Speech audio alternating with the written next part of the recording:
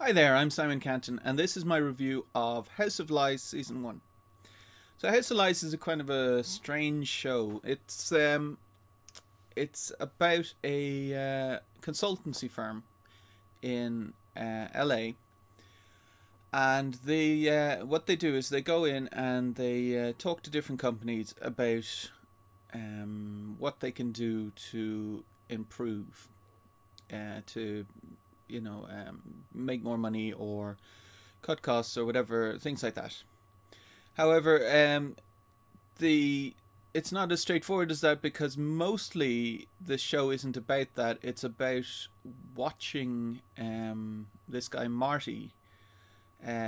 He talks to camera, talks directly to the audience. He freezes time and stuff like that. And he's not a nice guy.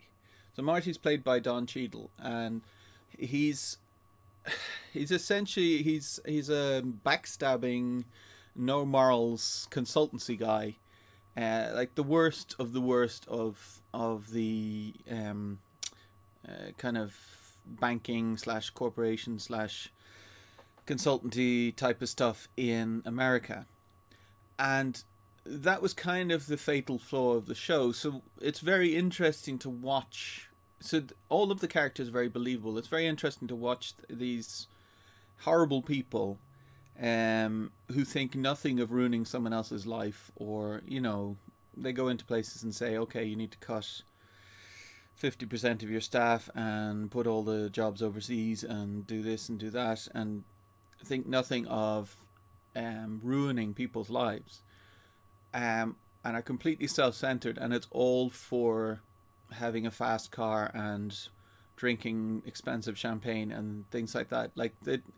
It's completely consumerist, and Marty as well is a terrible father, and his wife, who is also in the consultancy business, is a terrible mother. So their son Roscoe is basically being neglected because they're off trying to make huge amounts of money, like millions of dollars, in order to have rubbish like cars and things like that, things that don't matter at all.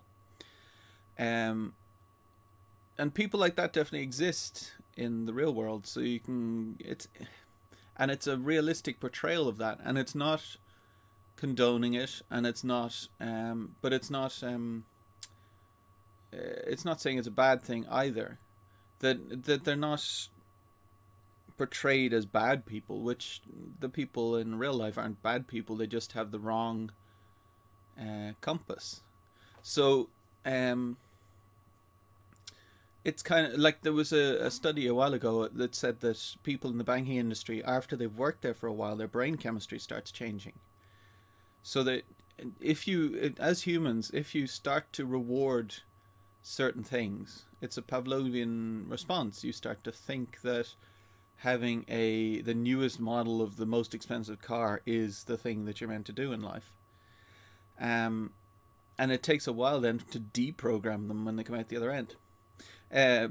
But that's an aside. So House of Lies, I gave 3 stars out of 5, which was mostly because I couldn't identify with the people in it. So if it's a kind of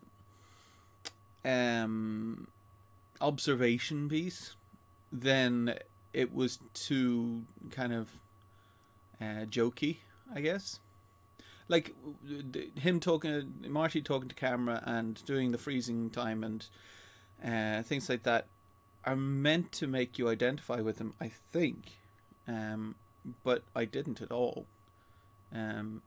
I mean, I'd be the opposite type of person to Marty. So for me, at least, it was a good show. I didn't get bored. I watched it the whole way through, but not something that I would think of as being one of the best shows on TV or anything. A slight disappointment actually for Showtime. So Showtime and HBO and Starz tend to be the best shows, at least for me. So when I saw the first episode, when Showtime popped up, I went, okay, this will be good. But it wasn't quite on the same level as the other stuff I've watched from them. But that was just because of its fatal flaw. So yeah, 3 stars out of 5. Thanks for watching.